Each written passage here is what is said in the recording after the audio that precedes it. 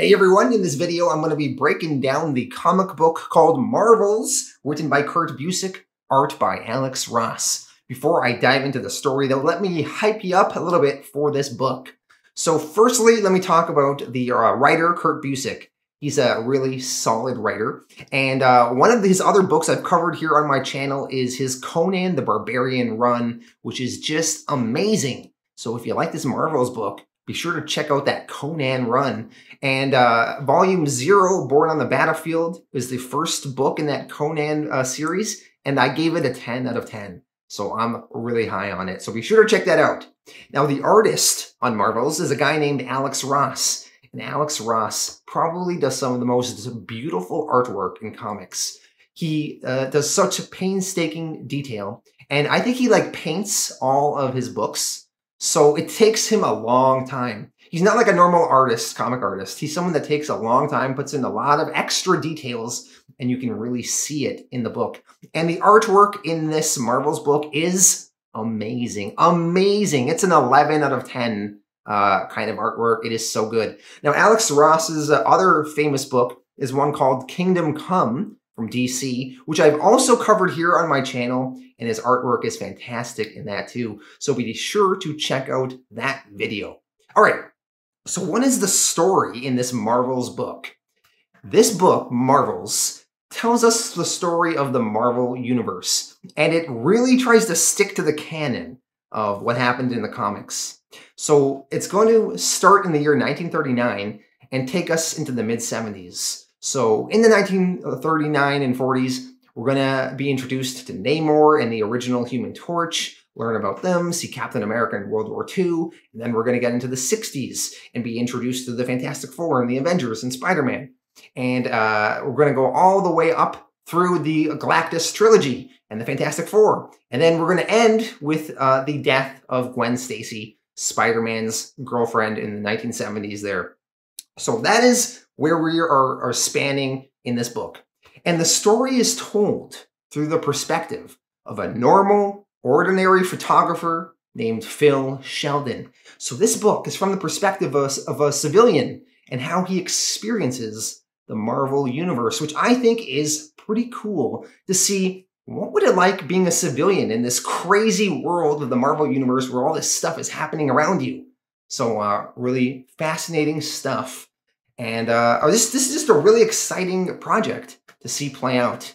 And Busiek and Ross, they really focused on the details and put so much stuff in the background, little Easter eggs, and it is really a celebration of the Marvel Universe. Now, recently on my channel here, I covered Stan Lee and Jack Kirby's Fantastic Four run from the 1960s. So I think my coverage of that really plays in nicely with this Marvels book, because you're going to see this Marvels book referencing tons of that Fantastic Four stuff, like the marriage of Reed and Sue and the Galactus trilogy. So be sure to check out my videos on the Fantastic Four as well.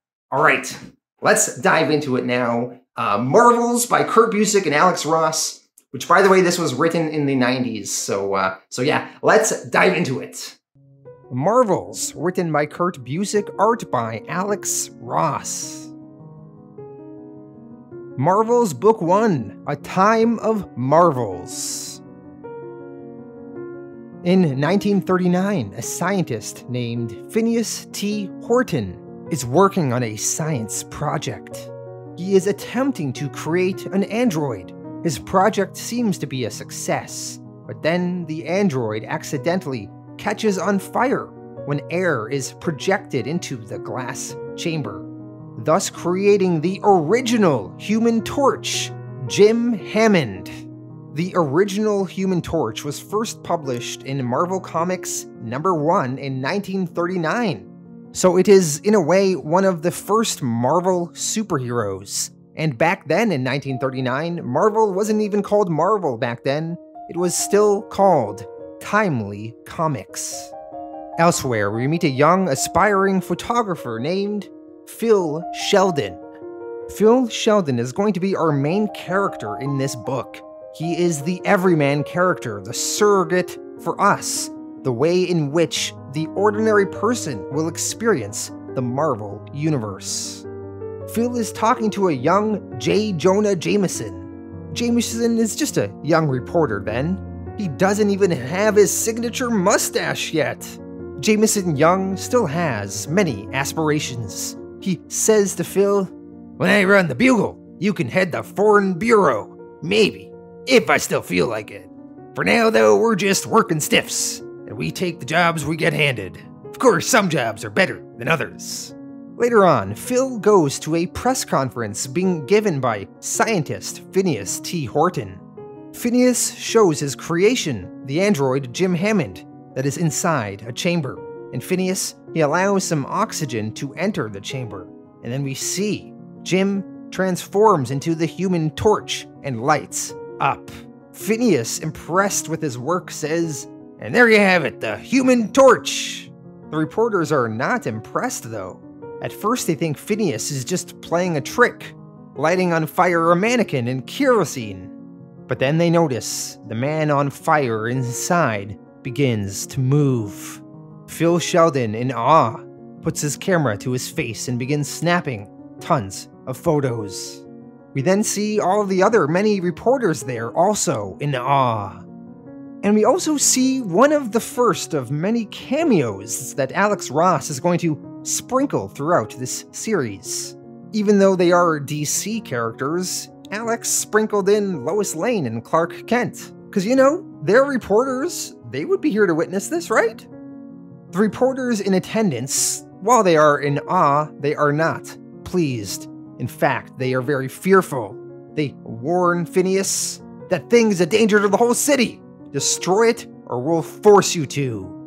The headline in the newspaper the next day in the Daily Bugle says, "Fireman, blazing freak of science revealed. Human Torch a menace, says Assembly."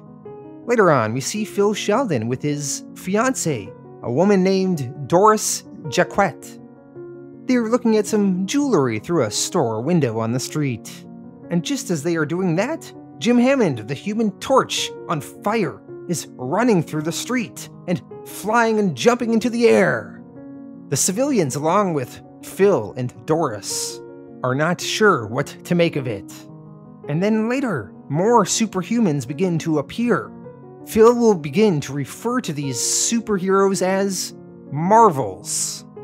So the next of the Marvels that appears, and who was a staple in comics in the 1940s, is Namor the Submariner.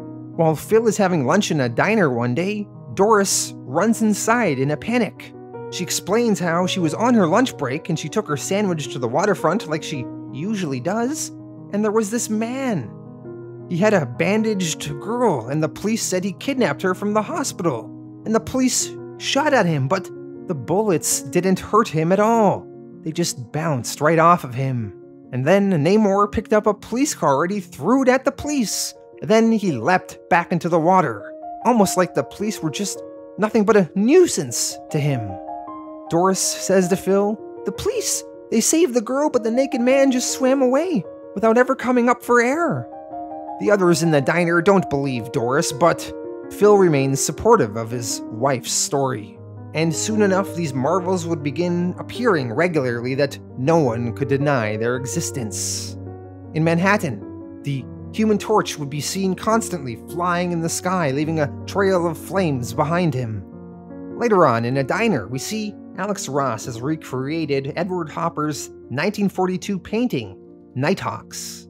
Inside that diner, a young J. Jonah Jameson and Phil Sheldon are talking, and beside them is secretly the Human Torch, Jim Hammond in his civilian form. J. Jonah Jameson, reading the paper, reads a positive story of the Human Torch, and this annoys him. He says, "Look at this story. Human Torch flies medicine to trapped town. Pfft! The things these freaks do, making Joes like you and me look like pikers, and we just lap it up. I'd like to lock them up and throw away the key." Jim Hammond turns to Jonah and says, "That's enough." He then flames on and exits through the restaurant, flying through the window in which he burns a hole through. Later on, Phil goes to a meeting with the editor of the Daily Bugle, a man named Martin Goodman. Mr. Goodman here is a reference to Marvel's real-time publisher at the time, Martin Goodman, who was the owner of Timely Comics. Mr. Goodman offers Phil the chance to go to Europe and report on the war, but Phil turns it down. He can't explain why, he'd rather just stay for now. Phil, he always wanted to go and report on the war, but now he feels like he wants to see what's happening in New York, with all these new superpowered beings showing up. In the coming days and months, the Human Torch and Namor begin fighting in the skies over New York City, causing various damage and destruction. Eventually this begins to eat away at Phil. He's upset that these powered beings just fight in the sky above them and there's nothing that they as ordinary people can do about it. They just have to sit here and wait. Phil says to his girlfriend Doris, "This is our city, our world. Who gave them the right to just come in and take it away from us?" In the coming weeks, all of a sudden, the fighting between Namor and the Human Torch just stops.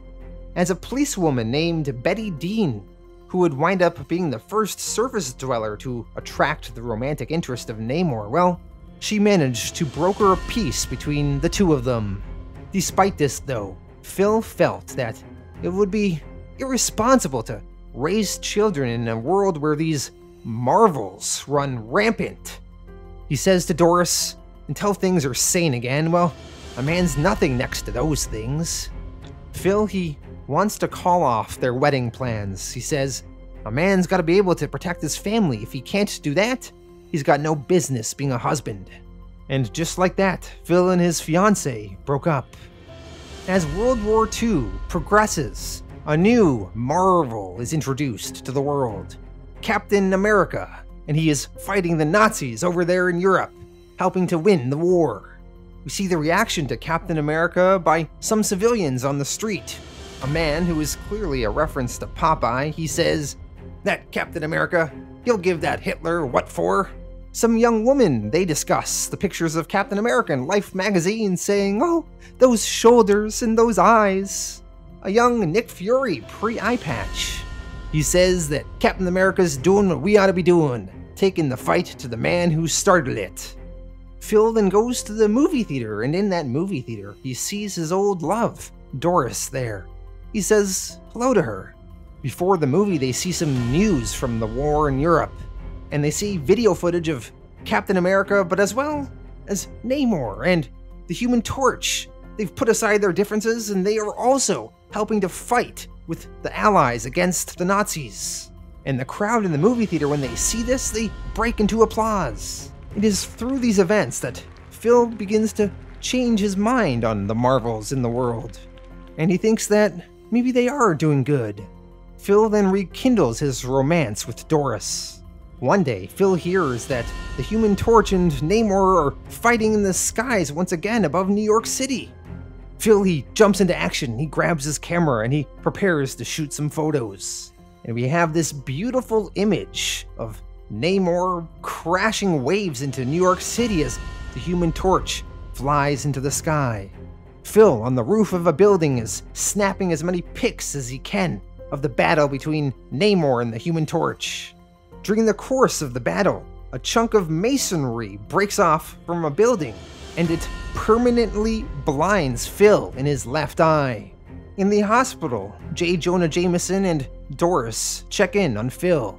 Even though Phil had this dust-up with the new Marvels of the world, he no longer fears them, and he is ready to continue on and push forward with his life.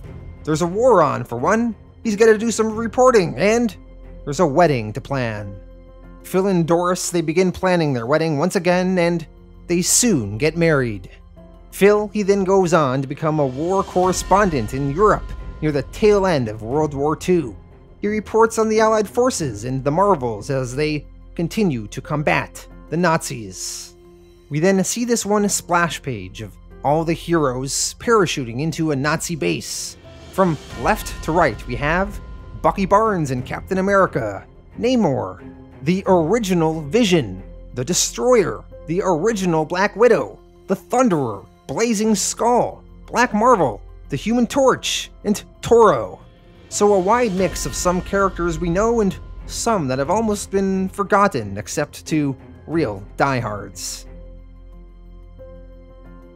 Marvel's Book 2, Monsters. It is now the 1960s. Phil Sheldon is continuing to work as a photographer, and the dawn of the Marvel Universe has really began to kick off. There's so much energy in New York, it's as if fireworks have been going off for months. The birth of the Fantastic Four, Thor, Giant Man, the return of the Submariner, and of course, the return of Captain America.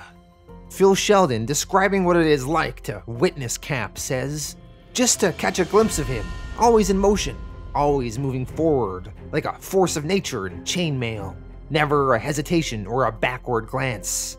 We were all in awe of him, of all of them."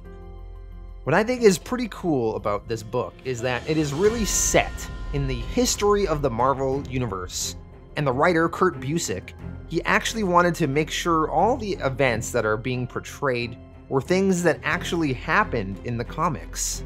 So he actually went back and read tons of early Marvel comics and crafted a timeline for all the events that happened with a specific focus on what events could have been witnessed by the public, or indeed a news photographer like Phil Sheldon. So beyond Captain America fighting, we see many other events that took place. So we see a villain known as the Nuclear Man. We see Thor fighting a villain named the Black Knight. We see Iron Man flying in the sky.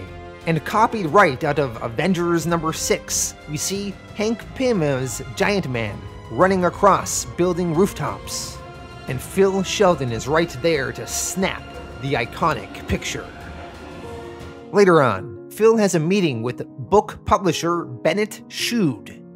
Phil pitches his idea for a book of a whole bunch of photos of all of these heroes that are popping up. Phil explains, "People are fascinated with the Marvels everywhere I go." The book publisher questions, "Marvels?" Phil replies, "That's what I call them. I think it'd make a good title too, Marvels." Bennett, he argues, "I can't deny you're an excellent photographer, but I'm not sure we could successfully publish a picture book." And just as the publisher says that, a whole bunch of people in the office run to the window to look outside. And ripped right from the pages of Fantastic Four number 2, Johnny Storm has flown in the sky and wrote a flaming version of the number 4 signal flare. Some of the civilians on the street say, the Fantastic Four alert signal. I wonder what mission they're off on now." Phil and Bennett are watching this from the office. Phil says to the publisher, "Let me just point out that those people down there are New Yorkers, Mr. Schude. They see this kind of thing all the time. But think about how they'd react in Chicago, or San Diego, or Peoria." Bennett, he's sold. He tells Phil, all right. I don't need to have a house fall on me. I'll give your agent a call and we'll talk terms." As Phil leaves the book publisher's office, he is walking down the New York City streets. He sees a crowd up in a rage. They're running. Phil, with his camera, he decides to follow the crowd and see what the fuss is. A man in the crowd explains to Phil about the mutants, the X-Men. He says, "They tried to kill a man, a construction worker. They attacked him just for the thrill of it. Somebody's gotta do something. They knocked the construction worker right off scaffolding somehow, but that wasn't enough for him. They then tried to blast him to bits. They tried to smash him into a wall. He's still alive, but we're gonna show them that they can't mess with real humans." Phil, he followed the crowd. Phil explains later on he heard that these mutants weren't actually trying to kill the construction worker. They tried to save him after he fell. But everything that Phil's heard of these mutants, how could that make any sense? They wanted us all dead, right? Everybody knew that. We then see the angry mob are face to face with the X-Men, and the X-Men are shrouded in a dark red light. They look very intimidating, almost scary, and we see a glowing light from Cyclops' visor. Phil Sheldon explains, "The X-Men. I'd never seen them before, but I'd heard of them. Superpowered mutants, freaks. They looked just like normal people, but you could never tell." The angry mob shouts at the X-Men, "We don't want your kind around here, stinking muties." The angry mob then chucks bricks at the X-Men. One of those bricks hits Iceman in his head. Cyclops tells Iceman, "Iceman, don't. Forget about it. They're not worth it." Eventually, the X-Men departed and the angry mob did as well. Phil afterwards reflects on those events. He was even holding a brick in his hand. He joined the angry mob. What had he come to? And Cyclops' words stayed with him. He said, "They're not worth it, not worth it." What did he mean by that? The writer Kurt Busiek in the bonus material for Marvels gives some explanation of the X-Men, the dark side of the Marvels. And Busiek explains, how can civilians hate the X-Men, hate the mutants, but be okay with all the other superpowered beings out there? Busiek writes, the X-Men at this point in Marvel history were a metaphor for the Jewish experience. Stan Lee and Jack Kirby had seen anti-Semitic prejudice for years. They had been through World War II, where Jews were rounded up and put into camps. So Busiek says he wanted to make it clear that this was a matter of irrational prejudice. You have conspiracy stories about the Jews wanting to take over the world. Well, with the X-Men, they put that right in there, with the idea that the mutants wanted to take over the world. So the mutants were the Marvel version of anti-Semitism, the gnawing fear. The difference between a giant man and the Beast is that Giant Man is one of us, who gained superpowers, but Beast is something else that's going to replace us. So anyway, I thought that was some interesting analysis of Busiek's about why civilians in the Marvel Universe hate the mutants. It is because of anti-Semitism, but you know, the mutant struggle is also meant to parallel the civil rights movement, the fight for racial equality, and a metaphor for the struggles of other marginalized groups like the LGBTQ and immigrants and people with disabilities. Phil, he eventually returns home to his now wife Doris and his two daughters, Jenny and Beth. Jenny and Beth are playing pretending they are some of these new heroes out there in the world. One of them is Spider-Man and the other one is the Hulk. Phil watches them and he thinks, I never asked if they ever played X-Men. Later on, Phil goes to his job at the Daily Globe, the competitor to the Daily Bugle. The publisher of the Daily Globe, Barney Bushkin, calls Phil over. He shows Phil that his picture of Giant Man is on the front page of the newspaper. Barney gives Phil a new assignment. He says that a woman named Alicia Masters, she's connected with the Fantastic Four. Well, they're holding a gala where they're exhibiting some of her sculptures. Barney wants Phil to attend and take some pictures and report back. So Phil, he goes on to attend this gala.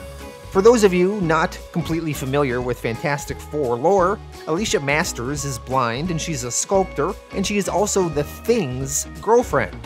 So Phil, when he attends this gala, he is looking at all the many sculptures that Alicia has done. And I think something really fun about this book is just seeing Alex Ross's interpretations of how he draws various famous figures in the Marvel Universe. So here we see Reed Richards and Sue Storm attending this gala. There's also Johnny Storm there with his teenage girlfriend. We also have Tony Stark talking to Alicia Masters. He compliments her on her great work. He says, "Wonderful exhibit, Alicia. You've captured the Avengers perfectly." We also see some cameos of various other characters. In the background here, we have Willie Lumpkin, the Fantastic Four's mailman. Here's Pepper Potts and Happy Hogan. Looking at these statues here, we see Matt Murdock, aka Daredevil, looking at a statue of Daredevil along with Foggy Nelson and Karen Page. Here we have Janet Van Dyne, the Wasp, talking to Hank Pym, Ant-Man. Janet says, "Maybe I'll buy a statue, Hank." Hank responds, "And just where would you keep it, young lady?" There's also Jane Foster and Thor's alter ego, Donald Blake. Jane says, "Oh, this statue, it gives me the shivers, Don." Don answers, "It's just a chunk of rock, Jane, but it is quite menacing." And let's not forget Dr. Strange here on the right. Here we have Professor X along with Cyclops and Jean Grey. And just for fun, Alex Ross threw in B. Arthur of Golden Girls fame. Not connected to the Marvel Universe at all. And here we have The Thing, looking at a statue of himself. The statue that The Thing is looking at matches the one shown in Fantastic Four, issue 28. B. Arthur of the Golden Girls, looking at The Thing, whispers to her friend, "My, he certainly is ugly, isn't he? At least he's not one of those horrible muties." As Phil leaves the gala and is walking home, he sees on the side of a building spray-painted are the words, "Mutants die bloody." As Phil returns home that night after the gala, it appears that his daughters are playing some sort of game and have maybe taken on a stray animal as they are smuggling food from the dinner table. Phil does not pay much attention to this though. Later on, ripped right from the events of Fantastic Four issue 36, we see Reed Richards and Sue Storm have announced their engagement to the world, and the press is there to take photos. Reed Richards says to the crowd, Gentlemen, some of you obviously have gotten word of this announcement, but let me make it, alright? As leader of the Fantastic Four, and perhaps more importantly as a man deeply and hopelessly in love, I'm honored and delighted to announce that Susan Storm and I are engaged, and that we'll be getting married just as soon as all the appropriate arrangements can be made. The press goes bananas for this announcement. The Fantastic Four are on covers of newspapers and magazines. This cover of Life magazine is ripped right from the pages of Fantastic Four issue 24. Johnny Storm is on the cover of 17 magazine. Johnny, what does he think? A headline on the magazine reads. Life goes on, and the Marvel Universe continues to chug along. The Avengers take a leave of absence. The Frightful Four come into the picture. Will this affect the Fantastic Four's wedding plans? Phil, he snaps photos of Daredevil fighting Stiltman. One day, though, as Phil returns home, a mob of humans are running through the streets, looking for a mutant in Sheldon's neighborhood. One of Phil's neighbors says, "We saw one out by the trash cans. Had a face like a skull, and who knows what it was up to." Phil is scared when he returns home, though. His wife and daughters confront him. Phil's youngest daughter says, "Don't let them hurt her, Daddy." It turns out that that supposed stray dog that Phil assumed his daughters were stealing scraps of food for was actually a young mutant girl named Maggie. Phil's daughters explain, "We found her in the park, Daddy, after that big storm. She was all wet and cold." Maggie, she then speaks. She says, "I was hungry, mister, or I'd have kept hiding. My daddy got fired out of his work and my mommy cried all the time, and they said they couldn't take care of me anymore, that it was all my fault. And they went away. Are you going to send me away?" Maggie begins to cry.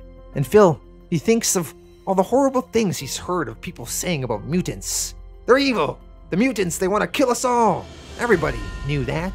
But as Phil stared at this crying little girl, he couldn't help feel that that wasn't true. Phil was worried, what would his neighbors think or do if they found him harboring a mutant? They'd burn their house down. But Phil, as he looked in Maggie's eyes as she was crying, he couldn't help think of the liberation of the Jews in Auschwitz and the look in their eyes. Phil decided that they would hide the mutant girl for now. As the days and weeks rolled on, it was eventually time for the wedding of the Fantastic Four, the communion of Reed and Sue. The events of this wedding are copied right from Fantastic Four Annual number 3, with a whole bunch of small Easter eggs referencing that issue. One of the little touches I liked is here we see the Puppet Master, and he has a little figure in his hand. You wouldn't even know anything more than that by looking at the panel in this issue, but in the Fantastic Four Annual number 3, the Puppet Master actually was controlling somebody and attempted to poison the Thing with his controlled wedding guest. Now, we don't see that in this Marvel's book, but it's a little Easter egg, a reference to what the Puppet Master was doing. And here we have a beautiful splash page of Reed and Sue kissing at their wedding, and all the many heroes and other Marvel characters in attendance. Also, just for fun, Alex Ross threw in other random people like all 4 members of the Beatles, as well as many other heroes in attendance. After the wedding, Phil goes down to a bar to meet some other businessmen, and on the TV, there is a debate between Professor X of the X-Men and a Bolivar Trask. Bolivar Trask is an enemy of the X-Men and the one that spearheaded the creation of the mutant-killing Sentinels. As the debate goes on and Trask pontificates about the mutant menace, his Sentinels are then revealed and they promptly capture Professor X, and then they turn on Trask, and the TV goes out. The Sentinels' appearance on TV creates widespread riots among the humans. They are scared. They are accusing anyone and everyone of being a mutant, and fighting is ensuing. Cars are turned over, fires are started, and then the mutant-killing Sentinels fly overhead, and the riots seem to stop. Phil, he then begins to run home. He is worried about his wife and girls, and that little mutant girl that they are hiding. Once again, another little Easter egg. As Phil is running home, he steps on a copy of a newspaper that reads, "Today's the day. Wedding bells for Reed and Sue." That is another reference to Fantastic Four Annual number 3. Dr. Doom is seen holding that very newspaper. Phil is shocked that all this happened on the same day, the FF's wedding and this mutant scare. As Phil returns home, he finds his wife and daughter, and it turns out that the little mutant girl they were hiding, Maggie, well, she went away and she left a note behind. The note says, "Dear Mrs. Sheldon, thank you for everything, but I have to leave. I do not want your family to get hurt because of me. I took some food. Thank you for the new clothes. Love, Maggie." Phil, he thought to himself, that little girl, she was out there alone, on this night of all nights, and we would never know what happened to her. On the TV, Walter Cronkite reports, "The Sentinels have mysteriously disappeared somewhere in the Westchester County area. The mutant team known as the X-Men were also seen in the vicinity." In other news, the invincible Iron Man takes on the Soviet Union's terrifying Titanium Man in the neutral nation of Alberia. Who will win, us or them? And while the news continues, Jenny talks with her father. She asks, "Daddy, is Maggie going to be alright?" Phil wanted to tell his daughter that everything's going to be fine, that there was going to be a happy ending. But instead he answered, I don't know, Jenny. I hope so. Marvel's Book 3, Judgment Day. Phil Sheldon continues to be preoccupied with his work, to the detriment of his family. The news is filled with various stories of Tony Stark, Iron Man, and the Avengers. Politicians and those in the media are pressuring Tony Stark to tell the world who is Iron Man. The country has a right to know who is behind the mask, and Tony should no longer hide that secret from the world. At this point in the Marvel Universe, the world did not know that Tony was actually Iron Man himself. Phil, he starts to get a little disillusioned with how society seems to start to look down on the Marvels, starts to not appreciate them. Phil, one day he goes to the zoo with his family, and as they're looking at the animals, all of a sudden, it starts flooding. Phil is not sure what's going on. A man there has a sign on his body that reads, "Judgment Day, I have proof." And the man yells, "This is but a sign, the end is coming. There shall be 3 signs and this is the first. 3 signs and then the apocalypse. 3 signs and Judgment Day." Phil's daughter is scared. The man is scaring her. But another man in the zoo holding a portable radio says, "Don't get scared, kid. It's the Avengers, listen." And on the radio broadcast, the Avenger Hawkeye announces to the world that this rising tides of flooding in New York is caused by a man named Atuma, and the Avengers are taking him down now. This battle between the Avengers and Atuma actually took part in Avengers issue 27. Eventually, the Avengers won out the day and defeated Atuma. We see other incidents around the city. Spider-Man scaling a building and J. Jonah Jameson waving his hand at him. We see some imagery from Fantastic Four issue 44 and 45, where Dragon Man was battling the Fantastic Four. We see some reporting in the news about a half-naked savage captured on the British coast. This savage is actually the character Khazar. As the days and weeks and months go on, Phil continues to be hard at work, and he continues to neglect his family. As time goes on, the events of the Fantastic Four Galactus trilogy begin to happen. At first, the skies light up in fire. Civilians on the street run in a panic. They're not sure what's happening. Is it an attack? Is it the Russians? Phil, he looks up in the sky. He's not sure what to make of it. And then all of a sudden, the fire in the sky changes into some sort of other illusion, and it appears to be filled with a whole bunch of asteroids. And then, all of a sudden, the Silver Surfer arrives, flying above New York City on his surfboard. Civilians on the street wonder, who is that? What does it want here? And then Johnny Storm appears to start fighting the Silver Surfer in the sky. The civilians, they have a hard time following the events that are happening. And then Galactus himself appears. Galactus, the size of a skyscraper. He says aloud, "My journey has ended. This planet shall sustain me until it has been drained of all elemental life. So speaks Galactus." The civilians in the street, they question, what did he say? He's gonna destroy us all. The Fantastic Four won't let that happen. We see the Fantastic Four heroically running to take some action. But they are no match for Galactus. The civilians talking to each other ask, what are they doing? I can't see. The torch, it looks like he's going inside. They lost. From a nearby hospital, some civilians are looking out the window, and they see Galactus speaking to the Watcher. Both these two ginormous beings. A nurse questions, what happens now? We see Galactus atop the Baxter building. He is constructing his deadly energy converter device, which when complete, he will drain the world of all its energy so that it may sustain him. The civilians on the street still panicking, still watching in awe, question, why don't the Fantastic Four come back out? Are they just gonna let that guy kill us all? Where are the Avengers? Where are they? And nobody's seen Spider-Man either. An old scared woman says, it's all over. Phil and his fellow newsmen all leave their offices and try to begin reporting. Galactus tries to use his energy converter, but the Thing slows Galactus down by destroying some of the machine that Galactus built atop the building. Reed Richards then gets launched at Galactus, hitting him back. Phil, he was on the street with the other civilians during this fight.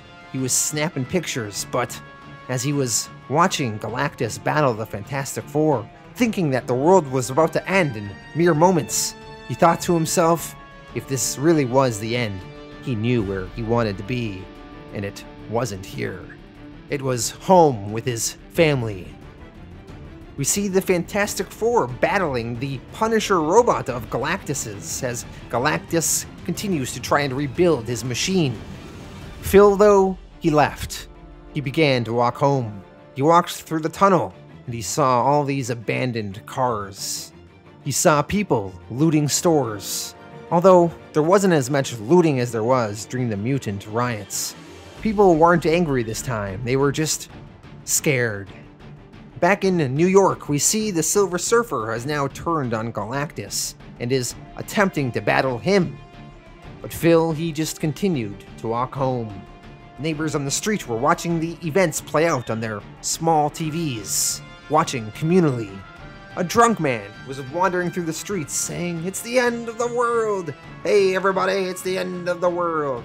Where's the pretzels at? Gotta have a party, it's the end of the world! The battle between Galactus, the Fantastic Four, and a now allied Silver Surfer continues. As Phil continues walking home, people on the street continue to react. An old man in a car with his friends says, they just gotta find Captain America. They find Captain America, this'll turn out alright. I seen the man fight one time. He'll straighten it out. I seen him. Just find the man. We have more beautiful splash pages of the battle between Galactus and the Silver Surfer. Look at this one! Oh boy, oh my lord, that's beautiful. Galactus firing some sort of energy beam as the Silver Surfer skillfully avoids it. Phil, he finally arrives home, having walked the whole way. As Phil enters his home, his family runs over to him and embraces him. And then, it ended. Phil and his family watching on TV hear the news report. Repeat, there is no further cause for alarm. The creature called Galactus has vanished. We're not quite sure what happened, but our NTN news cameras have captured a series of startling images. We'll show them for you now. The news cameras show Reed Richards pointing something called the ultimate nullifier at Galactus. Although the news is not so sure what it is. They say Reed Richards, also known as Mr. Fantastic, held up a small device which we see pictured here, and it seemed to cause the giant creature great concern. After a moment, Richards gave the giant the device. It was a real nail-biter, folks, a triple red alert squeaker, but it's over now. It's over. Phil says that the news played the tapes over and over and over again, but nobody really knew what was happening, but we knew what it meant.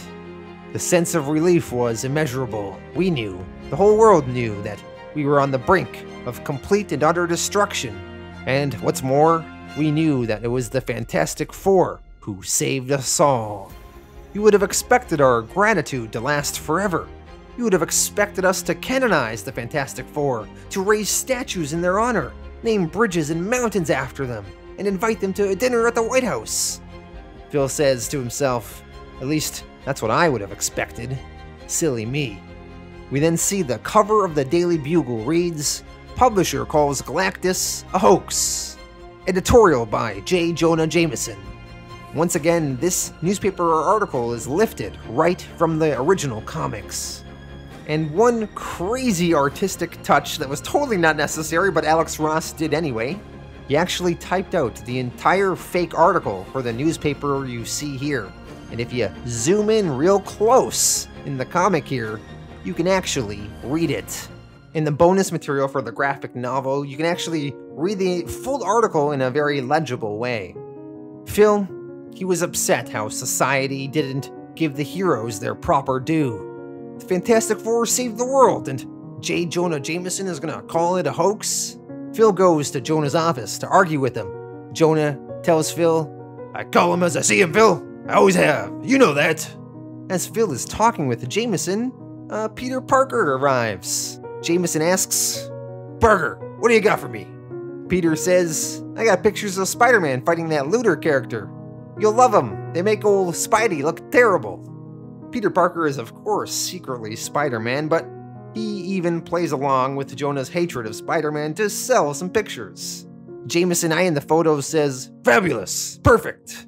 Phil is disgusted, though. Mind you, he does not know that Peter Parker is actually Spider-Man. As Phil is leaving the office, he mutters to himself, now there's unbiased journalism in action for you. If I were Spider-Man, I'd beat the stuffing out of that little weasel. Phil is referring to Peter when he says this. As Phil gets ready to leave the office, another reporter there, Ben Urich, who would be a staple in Daredevil comics. He tells Phil, hey Phil, you hear the news? Senator Byrd went ahead and canceled all of Stark's defense contracts. Stark Industries expected to start announcing plant closings by the end of the week. Phil, disgusted how society is treating the hero so badly, says, sarcastically, good. That'll teach that uppity Iron Man to save lives. As Phil walks through the New York City streets, he thinks to himself, this whole city seemed embarrassed somehow, ashamed of their terror. And now that it had passed and they're still alive, they're taking it out on the Marvels, denying what had happened, and blaming the Marvels for the fear that they'd felt. Phil, he walks over to a restaurant to eat lunch with his family. And as he's eating lunch, a fellow reporter walks in and tells Phil, hey Phil, we're on the first flight to Washington, D.C. Count Nefarious imprisoned the whole city, and the X-Men were spotted fighting him. Phil apologizes to his family. He tells his wife, I really do have to go, Doris, but I'll be back as soon as possible and we'll make that visit to your folks. Trust me, I'm not gonna forget what's important. Not again. As Phil is walking the street, he hears civilians reacting to the news of the X-Men fighting this Count Nefaria. People are saying, mutants, all the time with those. Why do they have to bother us anyway? Can't they just keep to themselves? Gotta put those X-Men in jail as a lesson to the others. Phil, as he heads to a cab, he snaps. He says to the crowd, You people, what do you need? The world to actually end? Are you so busy digging for garbage you can't even admit to yourselves that you're grateful? Look up, why don't ya? Look up for once in your lives. Marvel's Book 4, The Day She Died. It is now the early 1970s. Phil's book, Marvels, has come out, and it is an instant bestseller. Despite the success of Phil's book, he is still dismayed at the public's reaction to the Marvels out there in the world. Some heroes were blamed, there was Senate investigations into others. And J. Jonah Jameson of the Daily Bugle, he really went after Spider-Man most of all. When police captain George Stacy died, Jonah blamed Spider-Man for it. An advertisement for the Bugle reads, "The face of a murderer. Read the Daily Bugle and learn the truth." What actually happened was Spider-Man and Dr. Octopus were fighting high up on a rooftop above the city. As the two fought fiercely, chunks of concrete began to dislodge from the roof and rain on the spectators below. Spotting a small child standing under the falling masonry, George Stacy leapt to shield the boy, and paid for it with his own life. Unfortunately, with the way the events went down, the civilians on the street assumed that Spider-Man was responsible. At work one day, Phil introduces his coworkers to his new assistant, a young woman named Marcia Hardesty. Phil explains he needs Marcia because in his old age, his hands are starting to need help in the darkroom. At some point, Phil hears J. Jonah Jameson yelling at others in the newsroom. Jameson, he says, "I want this on the front page, Robbie. We can't let anyone forget how Spider-Man killed George Stacy. Killed a former police captain and a hero, by any standards, and still waltzes around free. We've got to stop these super-powered hoodlums from wreaking havoc on the average citizen." As the days and weeks go on, Phil becomes very upset about J. Jonah Jameson's coverage of all the heroes. So Phil decides to take on a personal project. He is going to clear Spider-Man's name himself. He knows that Spider-Man was not responsible for the death of Captain George Stacy, so he resolves to investigate and solve the murder himself and clear Spider-Man's name. Phil visits an old woman that was a witness the day of the fight on the roof, the day that George Stacy died. The old woman says that she saw Spider-Man and Dr. Octopus fighting on the roof, but then Spider-Man, he didn't want any witnesses. The old woman explains, "When he saw the crowd, well, he threw that chimney at us, just as sure as I'm sitting here. I don't know whether he was aiming at Captain Stacy or just got lucky. But when he found out he hadn't killed him, not all the way, well, he carried him away to finish him off later. Horrible, man, just horrible." So it seems like this old woman actually believes Spider-Man is guilty, but Phil doesn't believe it. He visits the police station and tells them what he heard. He says, though, it seems so hard to believe. Spider-Man had saved so many lives. One of the other cops there says, "It's amazing what some people will say just to get attention. She probably even believes that that's what she saw now. The truth is, we don't even want Spider-Man for murder, just questioning." Phil asks, "But the Bugle's saying..." Another cop cuts him off and says, "Don't believe everything you read in the papers. Captain Stacy was one of us, and we want his killer worse than you know. But forensics says that chimney was toppled by something hard and metallic." So clearly that chimney that killed George Stacy was not knocked down purposely by Spider-Man, but rather by Dr. Octopus. Phil, he speaks to other witnesses that were there that day, but none of them are very reliable. No one really had a great view. Phil, he decides to speak to J. Jonah Jameson on the record. Phil asks him, "You've recently written articles accusing Spider-Man of kidnapping Dr. Jorgensen, the blood specialist, and of proving himself yellow by not stopping a crime wave. So how can you exhort Spider-Man to act by calling him a coward, but when he does act, you label him a criminal?" Jameson tells Phil, "Phil, if he was a hero, if your Marvels were truly the noble, selfless crusaders they claim, how could the rest of us measure up?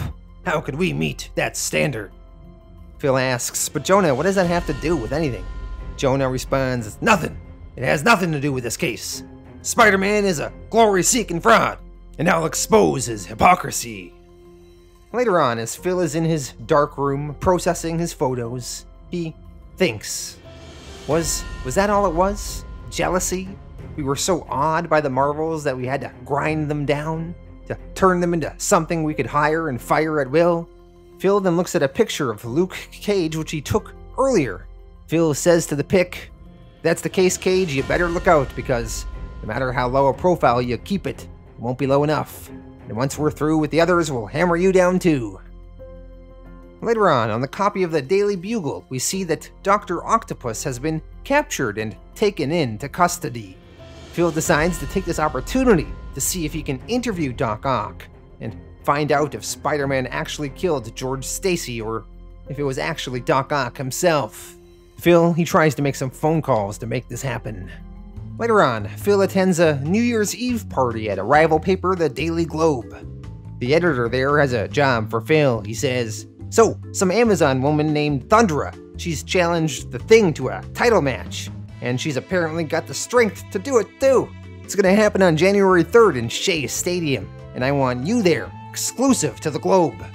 Phil is apprehensive about taking this gig as he wants to work on the whole Spider-Man thing, but the editor says, "Phil, you do this for me, we could talk our column. 3 a week. Your thoughts on the Marvels with your photos, of course." Phil, he's kind of interested in this. A column of his own. Maybe that would be the way to counter Jonah's distortions on an ongoing basis. Finally, January 3rd rolls around. It's the day that Phil is supposed to take the photos of the Thing versus Thundra, but all of a sudden Phil gets a phone call. He is going to be allowed to interview Doc Ock in prison, but it can only happen today. Phil unfortunately has to pass on the Thing vs. Thundra photo duties to his assistant, but Phil's boss ain't going to be happy. But whatever. Phil, he goes to prison, and there he speaks with Doc Ock. Phil questions Doc Ock, "So, some eyewitnesses reported that you were flailing about, as if you'd lost control of your tentacles." Doc Ock answers, "No, Otto Octavius never loses control. Spider-Man doesn't have the brains to interfere with the workings of my amazing arms." Phil responds, "I didn't ask about Spider-Man interfering, Doctor. Why bring him up? Unless..." Doc Ock just stares down Phil. He then says back, "Don't try to match wits with me, photographer." Phil, he then starts pushing. He says, "Look, you're going to jail for a long time, Doctor. Why not do the honorable thing and let Spider-Man off the hook?" Doc Ock to this says, "I confirm or deny nothing. Why should I? When it's so much fun to see him squirm." Phil, he left that interview with Doc Ock, figuring that Doc Ock would never confess, not in so many words, but Doc Ock seemed to want him to know that he'd done it, wanted Phil to almost admire the skill with which he framed Spider-Man, whether he intended to or not.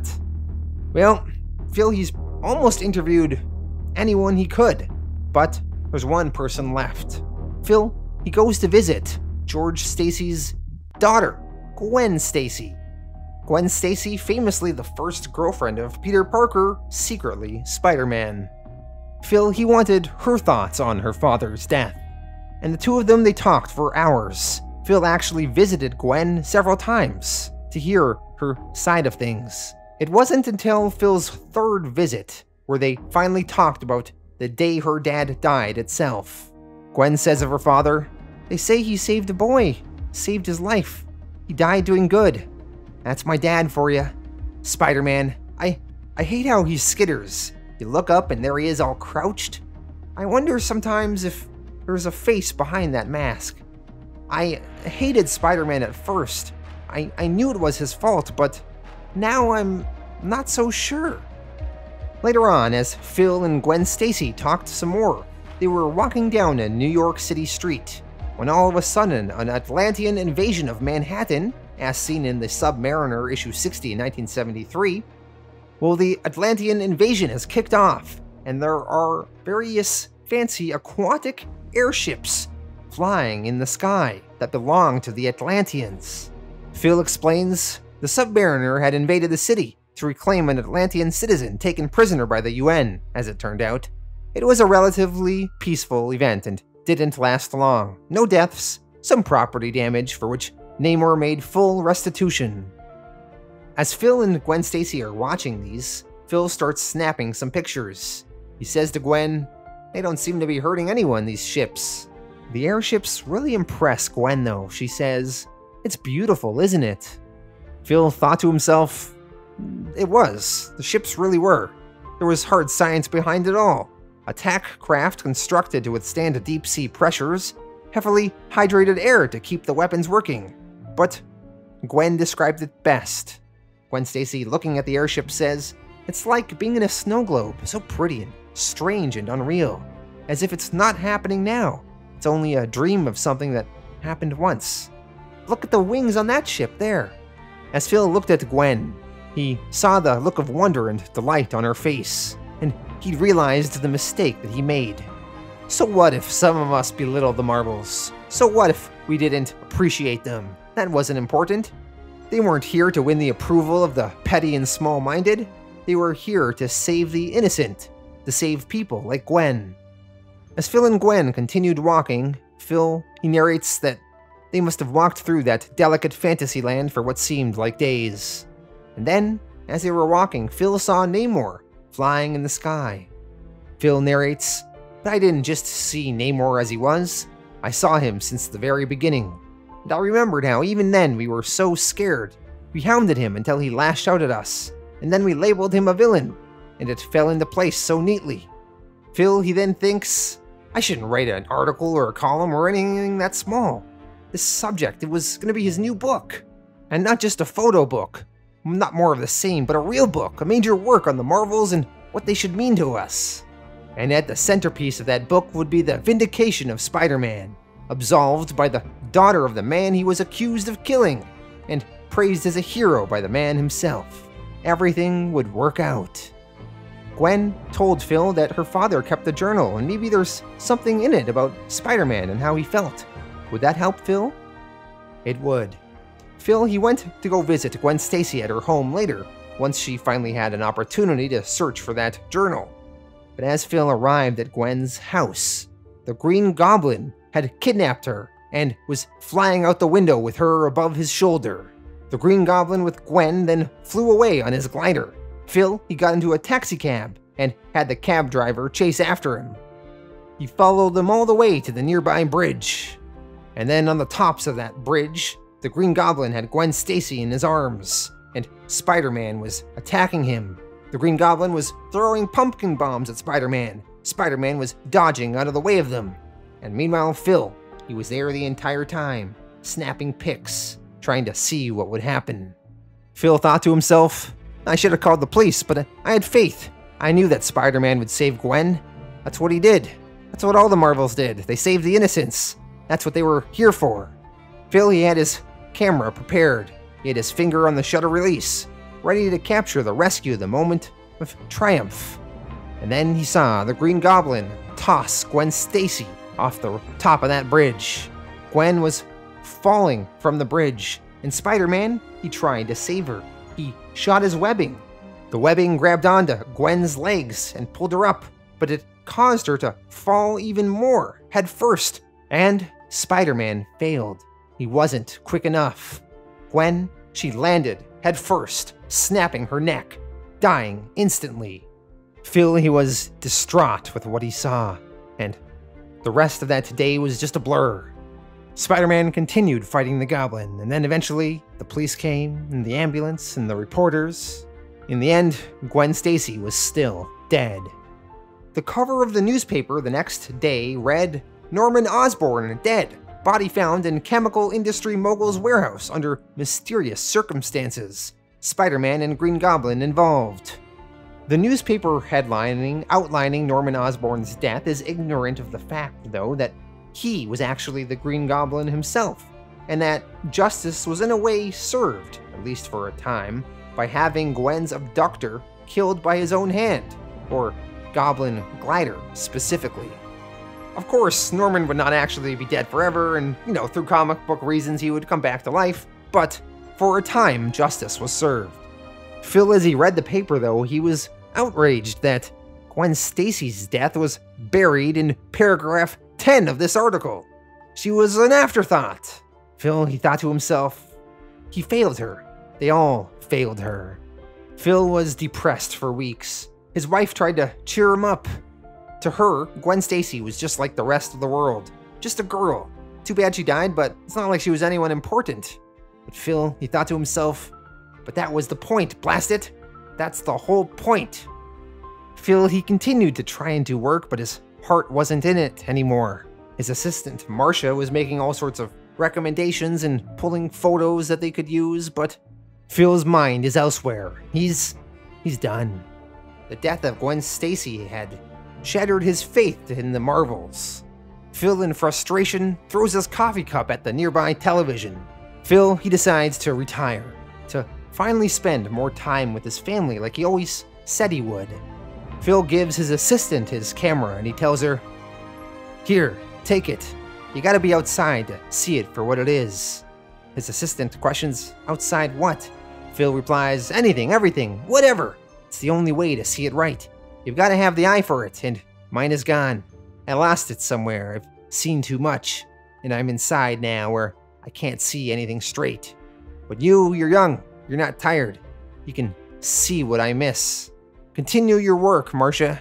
Make that documentary you were talking about. But me, I've had a good long run, but it's over. No more Marvels for me. Time to retire." Phil is at his home as this conversation is happening, and he heads outside. Phil's wife, Doris, joins him. Phil tells his assistant to take a picture of him. He says, "Go ahead, catch the moment. Get it in the record. It's your job now." Phil, he then calls his wife over. He says, "Hey, let's get Doris in this picture too. She's been waiting for this for years." Phil, he also sees the local paper boy riding on his bike.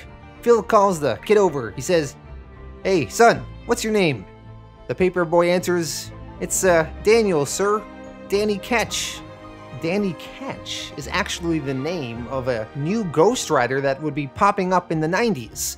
So this little innocent-looking little boy here would one day be the new Ghost Rider. Phil, he says to his assistant, "All right, take our picture with the young Mr. Ketch here. A nice, normal, ordinary boy." So Phil's assistant, Marcia, takes the picture of Phil, Doris, and Danny Ketch. And with this, we end the Marvels with Phil's retirement. In the bonus features, Kurt Busiek explains this ending. They made the kid at the end here Danny Ketch for two reasons. One was that if you take the scene at face value, here's Phil and his family having a picture with somebody that is completely ordinary, and that thematically makes sense. But then there's the idea that this kid is going to grow up to become a Ghost Rider, and that undercuts what Phil is saying, and it says, no, it's everywhere. These Marvels are everywhere. We specifically wanted an ending that if you didn't know who Danny Ketch was, it worked thematically, and if you did, it worked in a different kind of way. And also the inclusion of Danny Ketch, who became the new Ghost Rider in the 90s, was a concession that the writer and artist made to the editor at the time, who asked that they would somehow bring the series up to the present day in some manner. So that is what they did here, by having a character that would only come into fruition in the 90s. Kurt Busiek says, later on in retrospect, Danny, while kind of popular at the time, would largely be forgotten by the decade's end, and the notoriety of Marvels outlasted that then current continuity's new highlight. We now have a short epilogue. The previous issue, Marvels number 4, came out in the year 1994, and the epilogue was published 25 years later in the year 2019.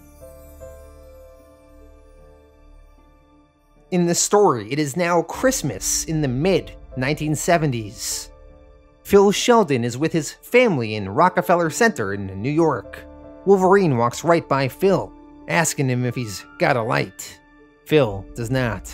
We see Phil's young daughters are now older, perhaps teenaged, and they all look at the Christmas tree in Rockefeller Center and admire it. We also see various heroes and X-Men also there in attendance. And as they are there, all of a sudden, the Sentinels begin attacking. And some of the X-Men that just so happened to be in the area, they jump into action to fend them off. The X-Men Banshee and Storm, they fly up into the sky to fight them. Phil, protective of his daughters, says that they should go, but Phil's daughters, they want to stay. They have a little portable camera with them and they begin snapping photos of the fighting in the sky, just like their father would have done back in the day. Phil's daughters tell their dad, referring to Storm, "She's beautiful, Dad. She's a mutant, right?" Phil, he watches his daughters take all the fighting in. They're all impressed because Storm, she manages to create a hurricane in the sky. Frickin' hurricane, 70 stories above Rockefeller Center. But hurricane, it never touched the people below, and it didn't even so much as break a window. That is the kind of control and the power that Storm had. Phil watched in awe as his daughters cheered the X-Men on. Phil's daughter said, "Yes, she did it! Take that, you stupid robot! That's what you get for messing with the weather lady!" After the Sentinels are defeated and everything calms down, Phil, he is ready to go. His daughters say though, "No, we can't go, not yet. We have to see what happens." And just then, a new hero arrives. A hero named Nova. Nova asks if there's any way he can help somehow. The firefighters say there's people trapped in a restaurant up there. So Nova, he goes up to save them. Phil's daughters ask their dad, "Who is that, Dad? I think he said Nova?" "Yeah, who's Nova?" Phil answers, "I don't know. Never seen him before. You said he's new. I guess he's really new."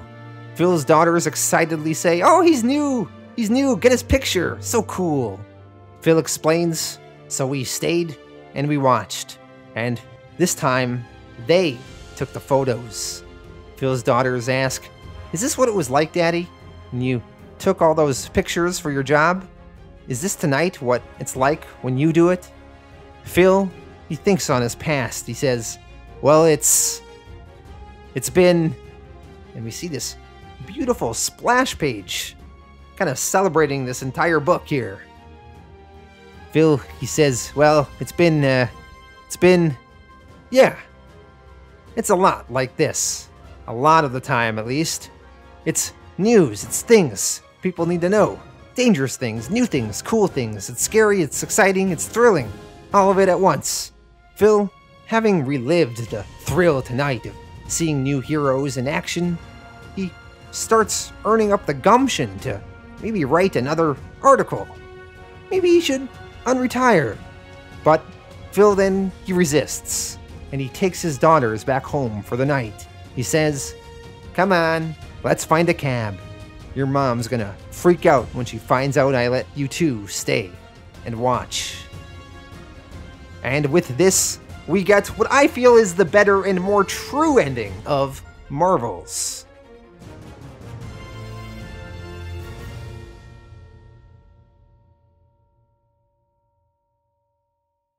Alright, so that was Marvels. Let me tell you my thoughts on this. So firstly, the artwork by Alex Ross, amazing. It's an 11 out of 10 for artwork. The level of detail he puts into this is just crazy. Like, writing out all the fake articles so that he can impose it into the book, in all the newspaper images you see, just crazy to go to all that effort.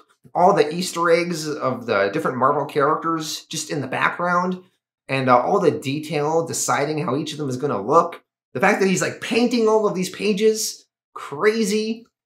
In the 25th anniversary edition, which I read in some of the supplemental material, Alex Ross was saying how he took pictures of a lot of his friends, and he would kind of take those pictures, and that's how he would use them to base the images for people in the Marvel Universe here. So he was referencing a lot of photography that he took. So, I don't know, really cool stuff. Really immense effort put into the artwork here, and it is one of the best comic books I've ever seen, ever.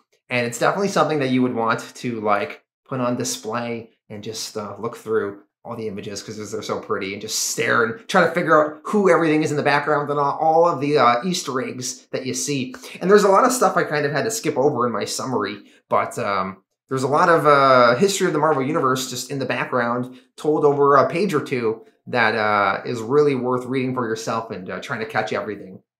All right, now in terms of the overall story, I really thought it was a brilliant concept to retell the history of the Marvel Universe, but through the perspective of a normal guy who's a photographer, and seeing that journalist perspective of how they would cover the Marvel Universe was really awesome. Really cool stuff. Now, I've seen some criticism of this book that, you know, in some ways, you want to be more in the action and seeing what's going on, rather than just see it from the civilian perspective sometimes. So like in the Galactus trilogy part where Galactus shows up, we don't get to see that much of what's actually happening between Galactus and the Fantastic Four and the Silver Surfer. We kind of just see the perspective of the civilians on the ground in fear. And we get little glimpses of the fighting going on, but not much of the conversation or how it's resolved. But, you know, it kind of in a way encourages you to go read the original comics. It's kind of intriguing to see the book told that way. But still, I think it is really effective storytelling. I do kind of criticize the original ending in issue 4 before we had the epilogue. So the original ending is such a freaking downer. Gwen Stacy dies and Phil Sheldon decides to retire and give up photography. And that's sort of the ending, although we have that one little moment with the new little Ghost Rider kid, which also was kind of a weird Easter egg. It wasn't the best. So that original ending was weak. The epilogue that came out 25 years later actually kind of improved upon it, I thought.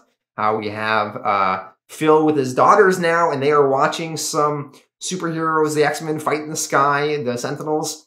And Phil's daughters are taking pictures of all the action, and they're asking their dad, is this what it was like? And Phil, he sort of starts getting nostalgic for his work and the Marvel Universe, and starts coming around on it again. So I thought that was a pretty good ending and an improvement on the original ending. But on the whole, I still think this Marvel's book is really a masterpiece. So much of it is so good. Yeah, so I'm going to give this one a 9 out of 10. I thought it was really impressive stuff. I highly enjoyed going through it. Thank you all for watching. Let me know your thoughts in the comments. And also be sure to check out my coverage of Kingdom Come, as well as the Fantastic Four coverage I did, and the Conan the Barbarian coverage, which was written by Busiek. So if you like the Marvels, check all of those out too. And I will see you all in the future with more comics.